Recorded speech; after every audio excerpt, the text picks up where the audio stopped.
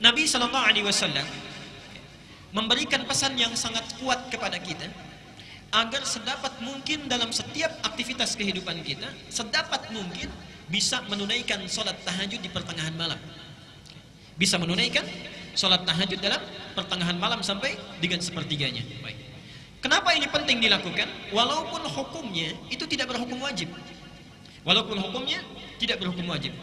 Ternyata ada keistimewaan-keistimewaan yang ditunjukkan oleh Al-Quran sekaligus sunnah Nabi SAW yang memberikan begitu banyak keistimewaan yang khusus diberikan pada orang yang tahajud, dan tidak akan pernah keistimewaan ini diberikan pada orang-orang yang tidak tahajud sekalipun sholat fardunya itu sempurna. Misal sholat fardu yang 5 waktu dia wajib, bagus, khusyuk ditunaikan, baik dilakukan karena Allah, tapi tidak tahajud, dia tidak akan dapat kemuliaan-kemuliaan ini. Apa diantaranya?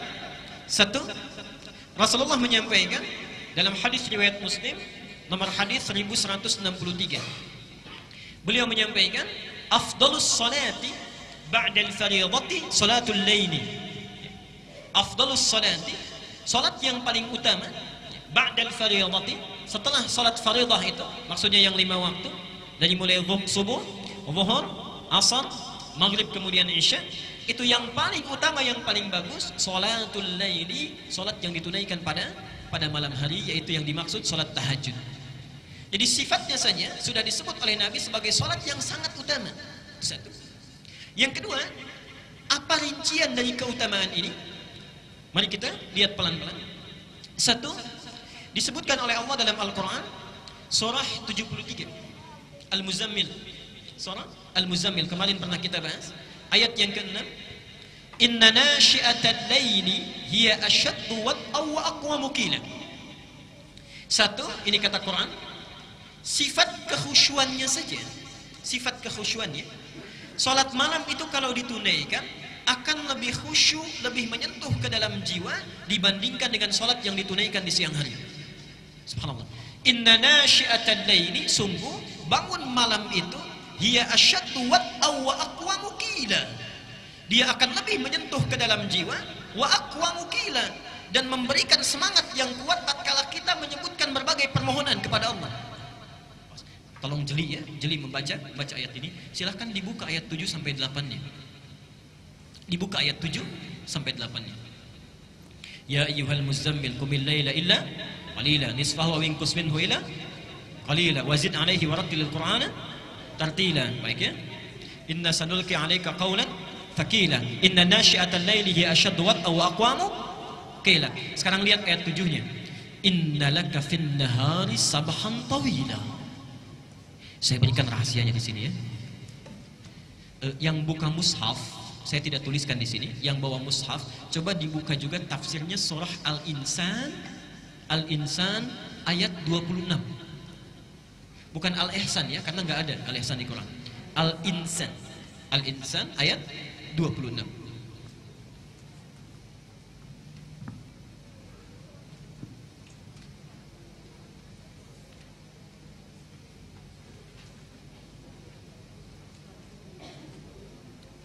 Saya akan tunjukkan betapa Allah menyindir kita dengan bahasa yang sangat halus sekali. Kita buka di surat 73 dulu. Al-Muzammil, inna laka fin nahari. Lihat sini rumusnya, saya garis bawahi. Sabhan tawila. Ini. Lihat sini. Ini yang di Al-Muzammil ayat ke 7. Oke?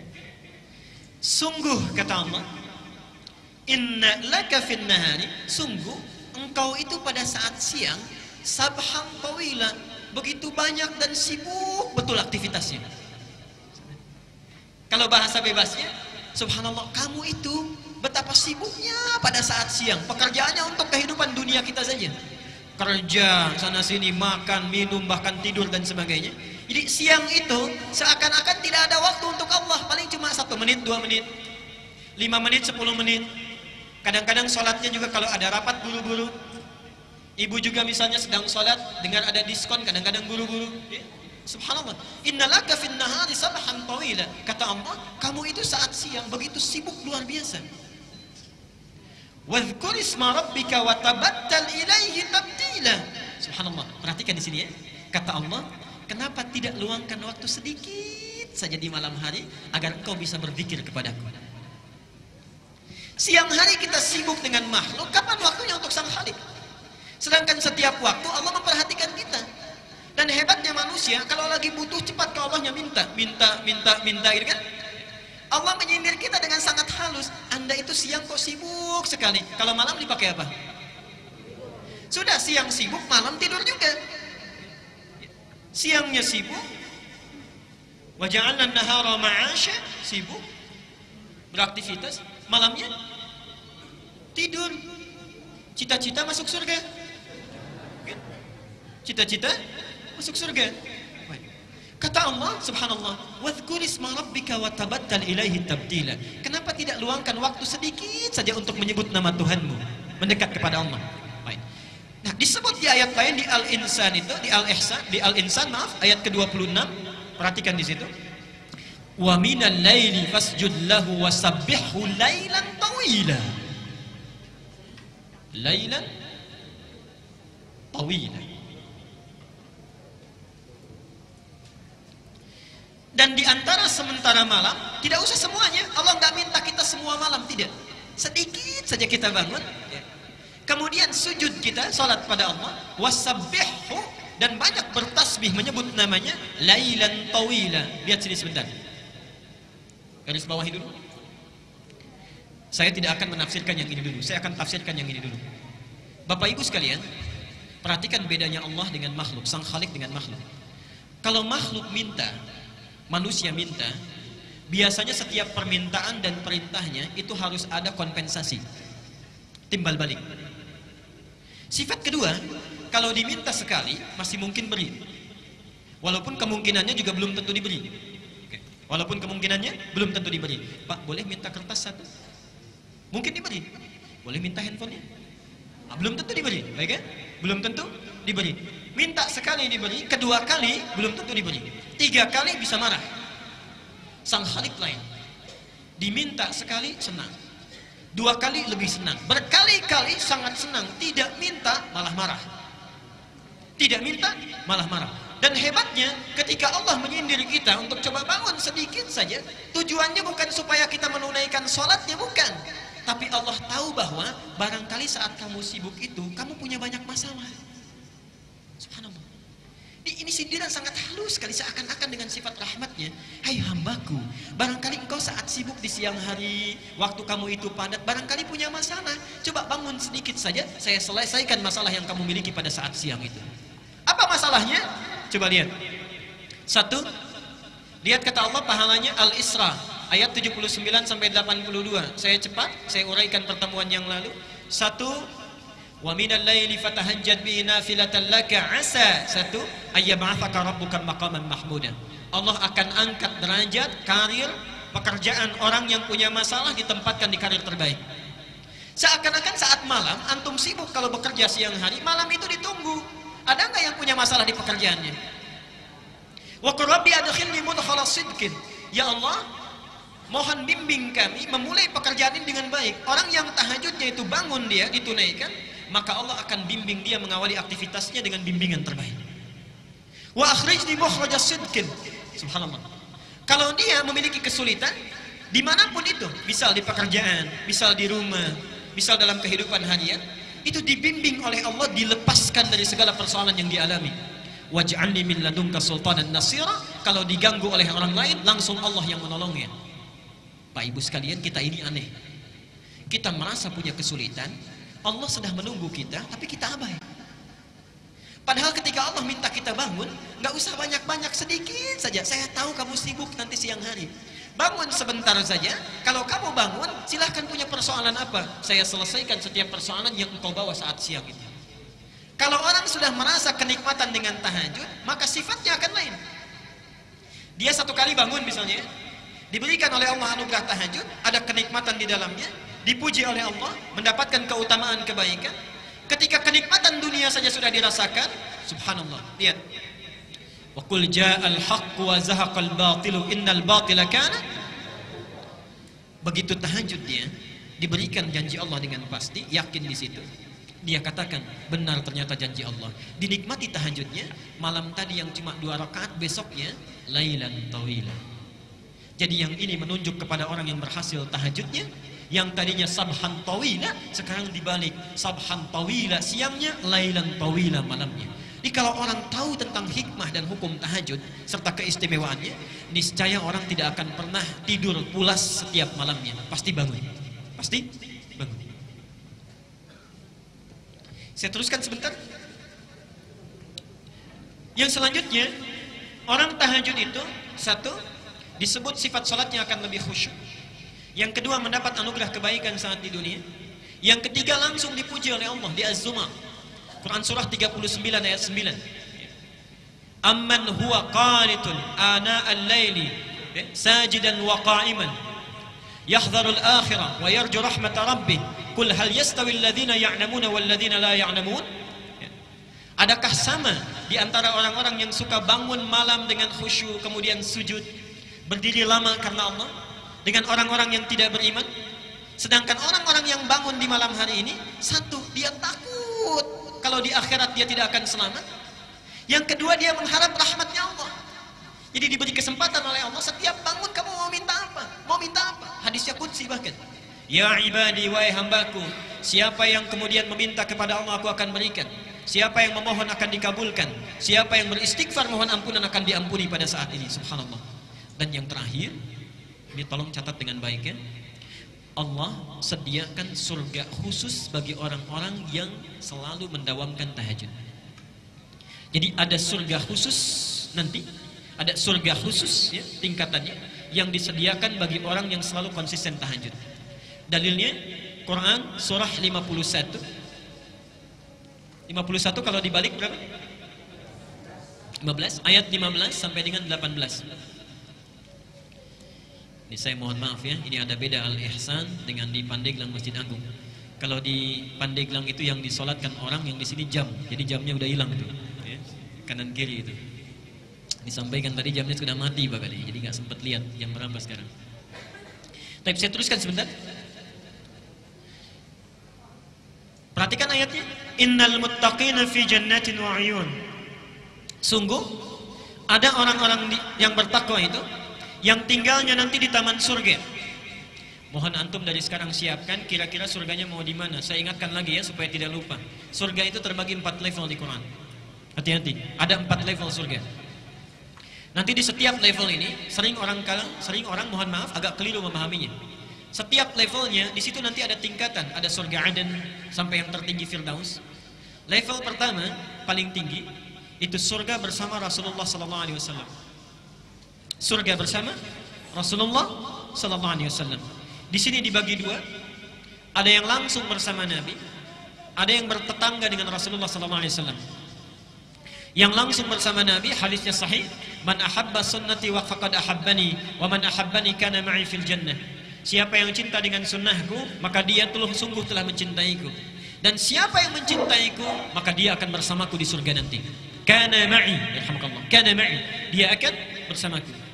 Yang bertetangga dengan Nabi, perhatikan hadisnya, ana wa kafilul yatimi kahataini fil jannah. Saya dengan pemerhati anak yatim nanti seperti ini di surga, dekat.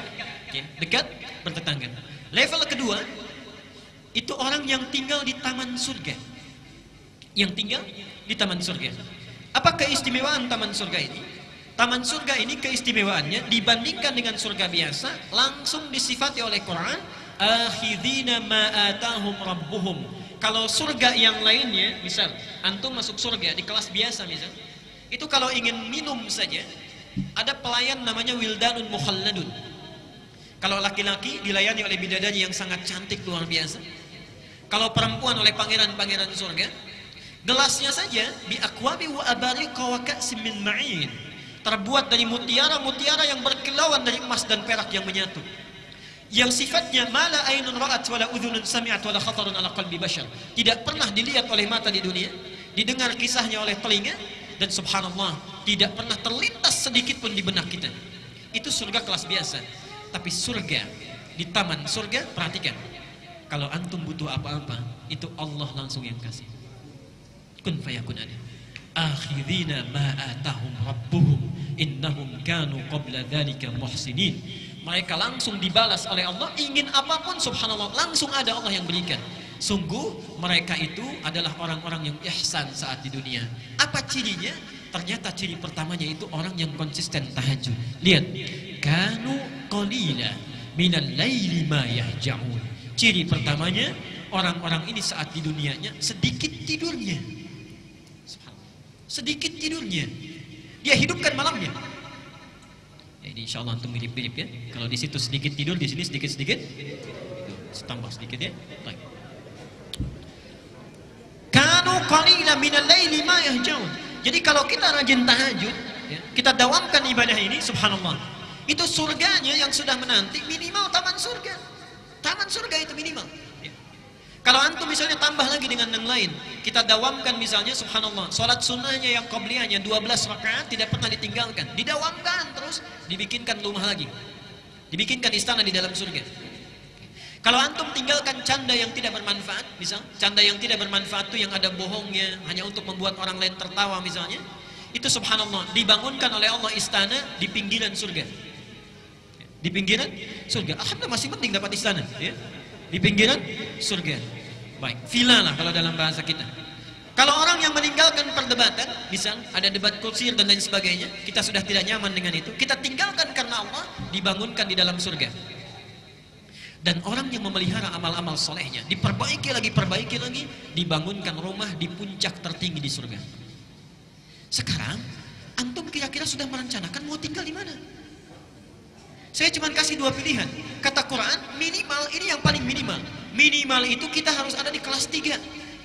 Yang ketiga itu tempat surga yang seluas langit dan bumi. Seluas langit dan bumi. Dalilnya ada di Ali Imran, nomor ayat 133 sampai 134. Quran surah 3 ayat 133 dan 134. Lihat ayatnya. Wasari'u ila maghfiratin min rabb wa jannatin arduha samawati wal ardu 'iddat lil muttaqin. Subhanallah. Sejenak. Kata Allah, segera engkau beristighfar kepada Allah. Mohon ampun taubat kepadanya. Dan bahkan punya cita-cita minimal punya rumah di surga seluas langit dan bumi. Subhanallah. Itu minimal yang akan disediakan bagi orang yang takwa. Apa amalannya? Ustaz, saya nggak sempat kalau tahajud. Tilawah Quran saya kurang bagus. Puasa juga kayaknya kurang mampu. Apa yang bisa dilakukan? Subhanallah. Lihat 134-nya. Alladzina yunfikuna fis sarra'i wad dharra. Dia gemar membantu sesamanya. Ada tetangganya kurang dia bantu. Walaupun cuma cukup air putih, dia bantu orang lain. Apa yang bisa dia persembahkan dia berikan. Wal kadhiminal ghaidha. Dia sanggup menahan amarahnya. Wal 'afina 'anil nas, ada orang salah dia maafkan. Jadi antum misalnya kalau sadar diri kita punya kemampuan amalan, tidak bisa melakukan yang lain, tunggangi yang lainnya. Pak, ada seorang pemuda, ini kisah ayat ini disampaikan. Seorang pemuda, Rasulullah sedang taklim seperti ini. Tiba-tiba kata Nabi, saya dengar langkah penghuni surga. 3 kali disebutkan, Ali dengan Mu'adz itu penasaran. Ketika penasaran diikuti sampai rumahnya, dilihat orang ini satu tidak tahajud. Yang kedua, bacaan Qur'annya terbata-bata, tidak lancar. Subhanallah. Yang ketiga, saat Mu'adz dan Ali puasa, dia tidak puasa sunnah. Besoknya penasaran ditanya, kata orang ini, kata pemuda ini, lastu min ahli tahajud. Saya memang tidak mendawamkan tahajud. Walastu min ahli siyam. Saya pun bukan termasuk orang yang ahli puasa. Walam ujid qiraatul Qur'an, dan bacaan Quran saya tidak sebagus kalian. Perhatikan jawabannya. Walakin 'indi 'amalun afrahu bihi amama rabbi. Tapi saya punya satu amalan yang saya harapkan banggakan di hadapan Tuhanku Allah Subhanahu wa taala. Apa amalannya? Setiap sebelum tidur berusaha memaafkan orang yang punya salah kepadanya. Berusaha memaafkan orang yang punya salah kepadanya. Yang terakhir, ini surga yang keempat, ini tingkatannya para ulama mengistilahkan surga kelas ekonomi yang biasa. Tidak disebutkan bagaimana keutamaannya, yang penting surga saja, surga saja. Nabi hanya menggambarkan mala ainun ra'at wala udhunun sami'at wala khatarun ala qalbi bashar. Kalau antum bercita-cita dari sekarang, tolong rencanakan kira-kira satu keluarga mau di mana. Awas ya, ini saya serius. Jangan sampai ibunya itu ada di tingkat 3, bapaknya di tingkat 2. Yang menarik, anaknya di tingkat 1. Awas, hati-hati. Berlaku hadis Nabi, saat kita masuk surga, dibukakan pintu surga, itu baru masuk, tempatnya belum. Kita memiliki tempat kita, itu diminta baca Quran dulu. Faqra warattil fa inna akhira qiraatika akhiru manzilatika. Baca Quran yang biasa engkau baca di dunia itu dengan tartil. Kenapa bahasanya ada tartil? Tartil di sini agak panjang karena ibu bapak sekalian, saya ilustrasikan dan tidak sesuai gambaran ini dengan kenyataannya nanti. Allahu a'lam. Ketika orang diminta masuk oleh malaikat ke surga, dibukakan pintu surga, ya. Salamun alaikum bima sabartum. Selamat, Anda bisa masuk surga dengan sabar karena sabar saat di dunia. Udkhuluha bisalamin aminin. Silahkan masuk dengan tentram. Baru masuk. Saat akan naik ke tempatnya di surga, diminta baca Quran dengan tartil. Kenapa bahasanya itu agak lambat kemudian tartil? Subhanallah. Karena orang saat naik ke surga baru satu tingkat melihat keindahan yang luar biasa. Seakan-akan dia tidak mau cepat-cepat. Ingin dilihat dulu, naik lagi, naik lagi. Fa inna akhira qiraatika akhiru manzilatika. Di akhir bacaan kita, disitulah kita tinggal. Disitulah kita tinggal. Mohon maaf, digambarkan dalam riwayat, banyak orang yang menyesal masuk surga. Orang menyesal masuk neraka, wajar. Tapi masuk surga, ada sesuatu yang aneh. Kenapa menyesal? Yang satu ketika naik, baca biasa 10 ayat, temannya 20 ayat. Begitu berhenti di situ, temannya naik ke atas. Yang satu 30 ayat, temannya naik ke atas. Yang satu lebih tinggi lagi. Awas, jangan-jangan anak antum hafal Quran, antum biasanya baru 10 ayat. Ibunya baru 30 ayat. Anaknya sudah di atas, orang tuanya masih di bawah. Sedangkan Allah menawarkan saat kita di dunia. Surah 53 ayat 21. Allah menyediakan satu surga untuk keluarga besar. Walladzina amanu wattaba'athum dzurriyyatuhum biimanin alhaqna bihim dzurriyyatahum. Dan para orang tua yang beriman, kalau diikuti oleh anak cucunya baik seluruhnya, maka kami akan himpun mereka di satu tempat di surga langsung. Satu tempat di surga. Baik. Karena itu saya mohon, saat ini kalau kita belajar tahajud, bapak kalau bangun jangan sendirian, Pak. Lihat, rencanakan dengan istri, Ma, kita bangun malam ini. Istri juga begitu, Pak, kita bangun malam ini. Kalau capek mungkin papa yang istirahat atau sebaliknya. Kemudian mama yang berdoa. Anak punya kemampuan, bangunkan. Subhanallah. Ibnu Abbas itu begadang, usia 3-4 tahun, hanya ingin melihat sifat sholat tahajud Nabi SAW. Seorang Ibnu Abbas. Jadi mohon, rencanakan dari sekarang, beramal dengan amalan satu keluarga.